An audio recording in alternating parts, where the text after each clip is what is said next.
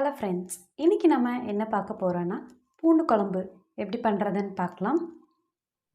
பூண்டு குழம்பு செய்கிறதுக்கு ஸ்டவ் ஆன் பண்ணி கடாய் வச்சு 6 டேபிள் ஸ்பூன் ஆயில் சேர்த்துக்கலாம். சேர்த்துட்டு 1/2 டீஸ்பூன் கடுகு,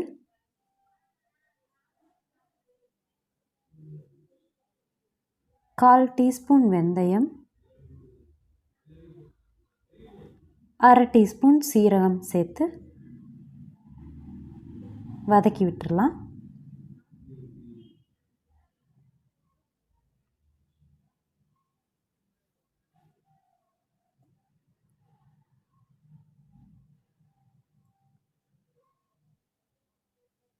பூண்டு 100 கிராம் சேர்த்துக்கலாம்.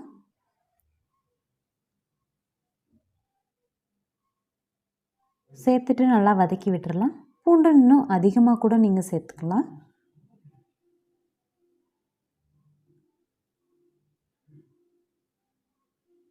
நூறு கிராம் சின்ன வெங்காயம் அதையும் சேர்த்து நல்லா வதக்கி விட்டுறலாம்.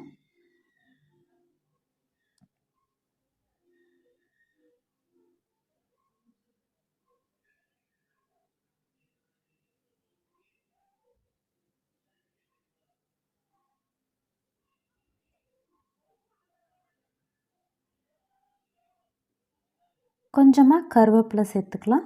சேர்த்துட்டு வதக்கி விட்டுறலாம்.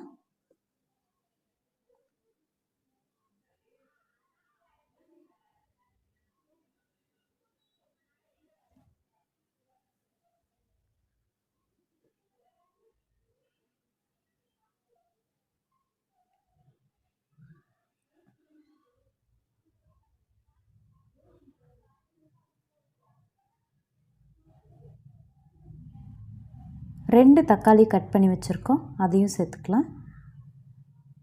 சேர்த்து வதக்கி விட்டுறலாம்.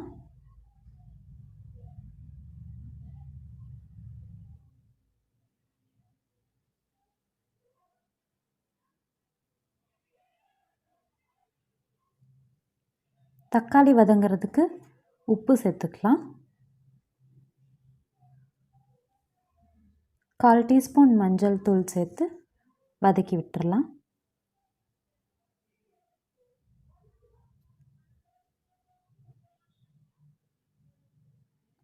தக்காளி நல்லா மசிஞ்சு வர அளவுக்கு வதக்கி எடுத்துக்கலாம்.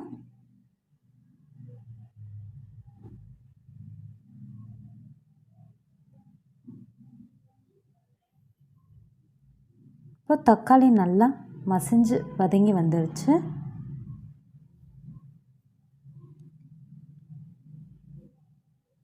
குழம்பு மிளகாய்த்தூள் 3/4 டேபிள் ஸ்பூன் சேர்த்துக்கலாம்.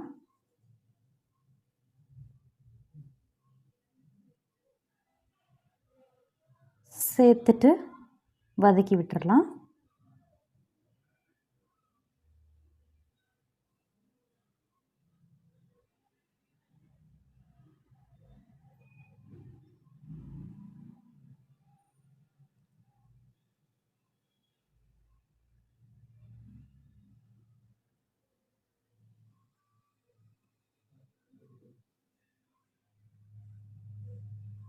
சின்ன நெல்லிக்காய் சைஸ் புளி எடுத்து தண்ணியில் கரைச்சி வச்சுருக்கோம், அதையும் சேர்த்துக்கலாம். சேர்த்து நல்லா கலந்து விட்டுறலாம்.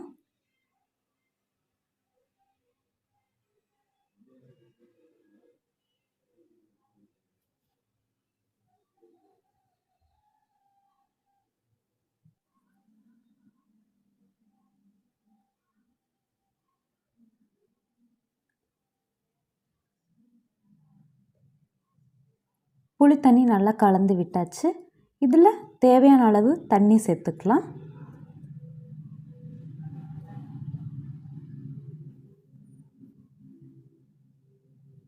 நான் 1/2 கப் சேர்த்துருக்கேன். உங்களுக்கு குழம்பு தண்ணியாக வேணுமா திக்காக வேணுமா அப்படின்றத பொறுத்து நீங்கள் தண்ணி சேர்த்து கொதிக்க வச்சுக்கோங்க. இப்போ தண்ணி சேர்த்து கலந்து விட்டாச்சு. இப்போ குழம்பு நல்லா கொதிக்க ஆரம்பிச்சிருச்சு. இந்த ஸ்டேஜில் கொஞ்சமாக வெல்லம் சேர்த்து கலந்து விட்டுறலாம்.